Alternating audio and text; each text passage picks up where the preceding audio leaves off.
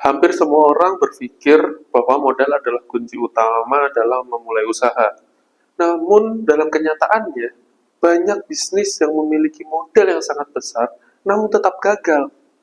Penyebabnya bukan karena produknya yang jelek, bukan karena pemasarannya yang kurang bagus, tetapi karena mereka tidak memiliki perencanaan keuangan dan proyeksi usaha yang jelas. Lalu, sebenarnya apa sih itu perencanaan keuangan? Mengapa proyeksi bisnis sangat penting sebelum memulai usaha?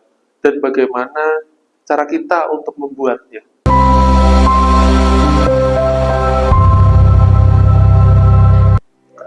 Sobat Arasid, selamat datang di Berbisnis. Bersama saya, Gembong Prasetyo Haji. Pada episode kali ini, kita akan membahas perencanaan keuangan serta proyeksi sebagai fondasi wajib sebelum membangun sebuah usaha. Perencanaan keuangan adalah proses menyusun bagaimana uang akan digunakan untuk menjalankan sebuah bisnis. Bukan sekedar menghitung modal awal saja, tetapi juga untuk merencanakan berapa kebutuhan investasinya, berapa biaya operasional setiap bulannya, dari mana sumber pendapatannya, kapan usaha diperkirakan mulai menghasilkan keuntungan, berapa dana cadangan yang harus disiapkan. Dengan kata lain, perencanaan keuangan adalah peta jalan agar bisnis tidak berjalan tanpa arah. Karena banyak usaha gagal bukan karena tidak memiliki pelanggan, bukan karena produknya tidak laku, tetapi karena kehabisan arus kas atau cash flow sebelum bisnis itu berkembang. Mengapa proyeksi keuangan sangat penting?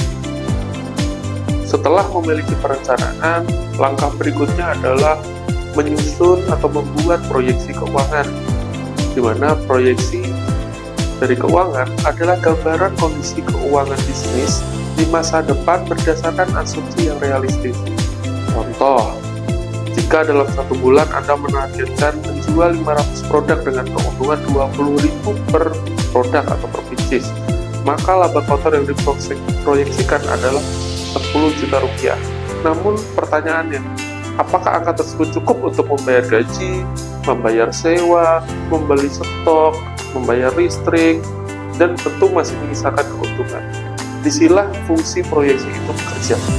Proyeksi membantu pemilik usaha untuk melihat kemungkinan terbaik maupun resiko yang mungkin terjadi sebelum keputusan itu diambil, sehingga keputusan bisnis tidak lagi berdasarkan perasaan saja, tetapi juga berdasarkan data.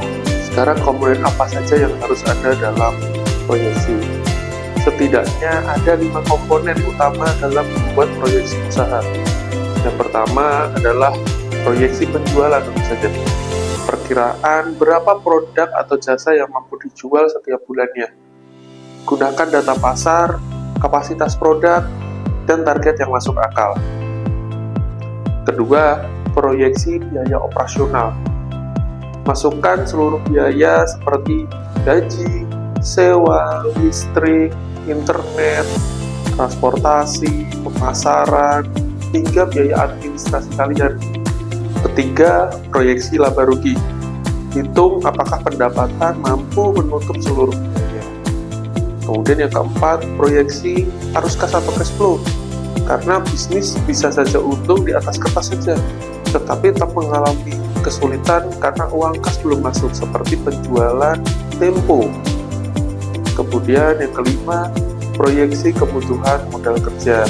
Hitung berapa dana yang harus tersedia agar operasional tetap berjalan sampai dengan bisnis itu stabil. Kesalahan yang sering dilakukan oleh pebisnis. Sayangnya, banyak pemilik usaha melakukan beberapa kesalahan. Seperti yang pertama, mencampurkan uang pribadi dengan uang usaha. Tidak membuat anggaran bulanan. Tidak memiliki target penjualan yang jelas. Kemudian tidak menghitung biaya yang tersembunyi. Tidak pernah mengevaluasi laporan keuangan secara rutin. Akibatnya, mereka tidak mengetahui apakah bisnis benar-benar dapat berkembang atau justru mengalami kerugian. Padahal keputusan bisnis yang baik selalu diawali dengan data keuangan yang akurat. Membangun usaha bukan hanya soal memiliki produk yang bagus atau semangat yang tinggi saja, tapi juga tentang bagaimana Anda merencanakan keuangan sejak awal dan membuat proyeksi yang itu realistis. Karena bisnis yang bertahan bukan selalu yang memiliki modal paling besar, melainkan bisnis yang mampu mengelola keuangan usahanya dengan baik dan mengambil keputusan berdasarkan perencanaan yang matang. Terima kasih telah menyimak episode ini hingga akhir. Jika Anda merasa video ini bermanfaat, silahkan bagikan ke rekan Anda. Jangan lupa like, komen, dan subscribe channel kami serta follow media sosial kami yang ada di dalam kolom deskripsi. Saya Gembong Prasetyo Aji, sampai jumpa di episode berbisnis berikutnya.